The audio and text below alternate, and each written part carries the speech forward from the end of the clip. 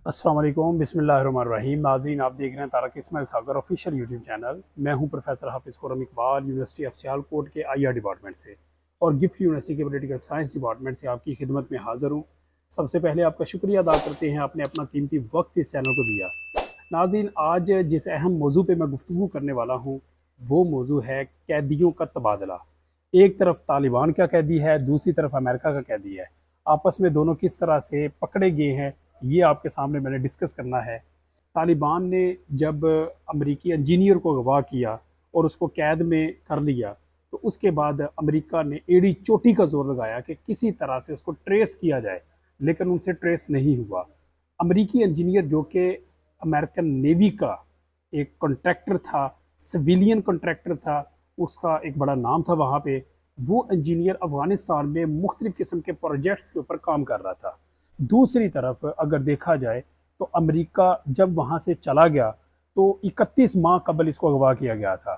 जाते दफ़ा भी इन्होंने हाई ऑफिशियल एक टॉक्स की थी कि हमें ये बंदा वापस चाहिए। जिस तरह प्रोफेसर वाटमोर भी वापस चला गया था, उसको भी पिछले दिनों में इन्होंने रिहा किया जो ऑस्ट्रेलिया का था। लेकिन इसके हवाले से अभी कोई भी मुज़ाकरात कामयाब नहीं हो रहे थे। उसकी रीज़न ये है कि तालिबान ये चाहते थे, चूँकि ये उनका बड़ा अहम एक बंदा था, लिहाजा वो ये चाहते थे कि हम भी एक अहम बंदा ही उनसे छुड़वाएं। और इन्होंने जो नाम दिया था वो मौलवी बशीर नूरजई का नाम दिया था।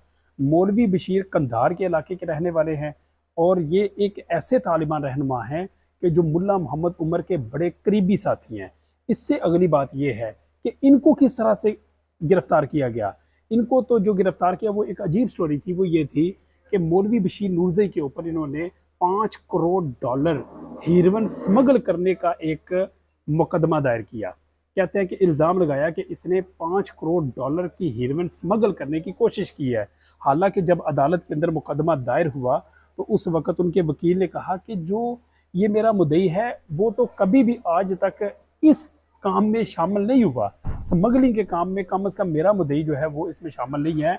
हाँ, अलबत्ता आप हथियारों का इसके ऊपर इल्ज़ाम लगा दें, आप बारूद का इसके ऊपर इल्ज़ाम लगा दें या आप किसी और मनी लॉन्ड्रिंग का इल्ज़ाम लगा दें, लेकिन जो हीरोइन स्मगलिंग का है केस, ये बिल्कुल झूठा है।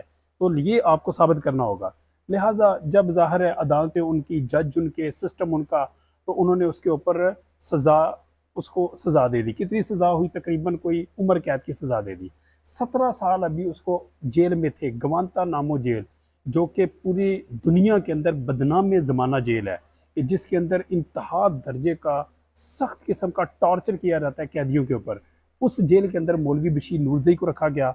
और फिर उसके अलावा ये है कि जनेवा कन्वेंशन के तहत पाबंदी भी लगाई गई थी गुआंतानामो जेल के ऊपर, लेकिन क्योंकि उसमें इंसानी हकूक़ की बड़ी वायलेशन हुई है, लिहाजा अमेरिका ने उस जेल को बंद नहीं किया। और दुनिया के अंदर गुआंतानामो जेल का खौफ है। उस खौफ ज़दा जेल के अंदर मौलवी बशीर नूरजई को रखा गया। अगर हम अमेरिकी इंजीनियर की बात करें तो यकीन मानो मैं दावे से कह सकता हूँ कि तालिबान ने उसको बड़ी इज्जत और तकरीम के साथ रखा होगा, क्योंकि इसकी हमें माजी में भी मिसालें मिलती हैं कि ईमान रैडरी को जब गिरफ्तार किया तो वो ज़ख्मी हो गई थी, उसकी मरहम पट्टी के लिए भी इन्होंने कोई मेल डॉक्टर जो है उसको नहीं भेजा, बल्कि फ़ीमेल डॉक्टर जाती थी, नर्स जाती थी और उसकी मरहम पट्टी करती थी। बाद में CNN ने जब इंटरव्यू किया तो उसने इसी हुस्न सलूक की वजह से इस्लाम भी कबूल किया। तो CNN ने जब इंटरव्यू किया तो उसने कहा कि बताओ, जिनको वो दहशतगर्द कहते थे, कि तुम्हारे साथ इन दहशतगर्दों ने कैसा सलूक किया। तो वो आगे से रिस्पॉन्स करती है कि किसी भी जिनको तुम दहशतगर्द कहते हो वो अपने आप को मुजाहिद कहते हैं, और किसी भी मुजाहिद ने हाथ लगाना तो बड़ी दूर की बात है, मेरी तरफ आंख उठा के भी नहीं देखा। यानी ये एक फ़र्क मैं आपको बता रहा हूँ कि एक तरफ बदनाम ज़माना गवांतानामो जेल है, वहाँ पर 3rd डिग्री क्या उससे भी लो लेवल की डिग्री का टॉर्चर किया जाता है, और दूसरी तरफ ये तालिबान है कि बड़े अच्छे तरीके से मेहमानों को वहाँ पर रखते हैं। यानी कैदी है उसको बड़े अच्छे तरीके से उन्होंने रखा, मारपीट नहीं की किसी भी किस्म का। हाँ, अलबत्ता ये था कि अमरीकियों को लगता था कि जो हमारा ये इंजीनियर है मार्क फ्री रिचर्ड्स, इसको मार दिया गया है, लिहाजा वो मुतालबा कर रहे थे कि इसको आप हमें कोई सबूत दे।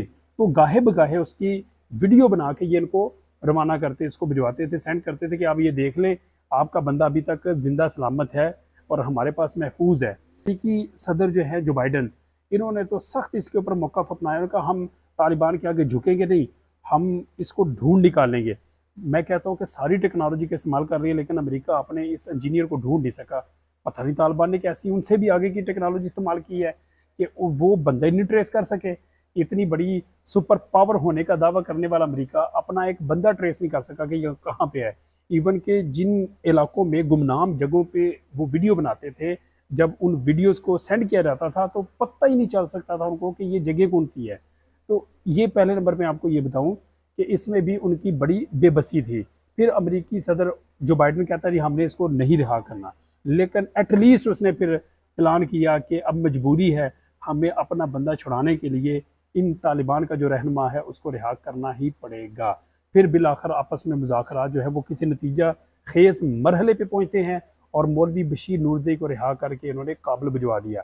ये भी पहली दफ़ा ऐसा हुआ है तालिबान के अंदर जितने भी रहनुमा उनके रिहा होते थे पहले, तो वो कतर आते थे, अफगानिस्तान नहीं आते थे, क्योंकि यहाँ पर अंदेशा होता था कि तालिबान के अंदर या बाहर कुछ ऐसे ज़ाहिर है बिकाऊ लोग भी होते हैं, गद्दार होते हैं, तो कहीं वो पैसा लेकर हमारे बंदों की मुखबरी ना कर दे और हमारे बंदे वापस फिर अमेरिका की तरफ उनको ना भिजवा दिया जाए। इस वजह से अब चूंकि हालात बड़े स्मूथ हैं तो उन्होंने बशीर नूरजी को काबुल एयरपोर्ट के ऊपर ही बुलाया, वहाँ पर शानदार इस्तकबाल किया। वहाँ पर जो उनके वज़ीर ख़ारजा हैं अमीर खान मुत्तकी, वो वहाँ पर मौजूद थे। तालिबान ने उनको सलामी दी, फूलों की पत्तियाँ उनके ऊपर निछावर की गई, यानी बड़ा एक वालिहाना इस्तकबाल किया। क्योंकि इसकी रीज़न ये है, एक तो ये मुल्ला मोहम्मद उमर के करीबी साथी भी थे कि 1990 की जो दिहाई है उस वक़्त मौलाना बशीर नूरजई जो है, मौलवी बशीर नूरजई, ये तालिबान को हथियार भी सप्लाई करते थे और उसके साथ उनकी माली मुआवनत भी करते थे। यानी एक बड़ी अहम जो है उनके पास एक ये डेजिग्नेशन था तालिबान के अंदर। बज़ाहिर तो यही लगता है कि उनके पास कोई ओहदा नहीं होगा, लेकिन बड़े करीबी साथी थे और काफ़ी ज़्यादा उनको तावन करते थे। तो ऐसा बंदा जो है इसका रिहा होना, तालिबान बड़े खुश हुए इस पर और बज़ाहिर उन्होंने एक स्टेटमेंट भी दी कि आइंदा हम कैदियों के तबादले के अलावा भी अमेरिका के साथ तावन जारी रखेंगे, अमेरिका हमारे साथ तावन करे, हम उसके साथ तावन करेंगे। अमेरिकी इंजीनियर जो है उसको भी वापस बुला दिएगा, अपना भी बंदा ले आए। तो ये आज आपके सामने डिस्कस करना था, बड़ी खुश आइन बात है। अपना बहुत ज़्यादा ख्याल रखिएगा। अस्सलाम वालेकुम।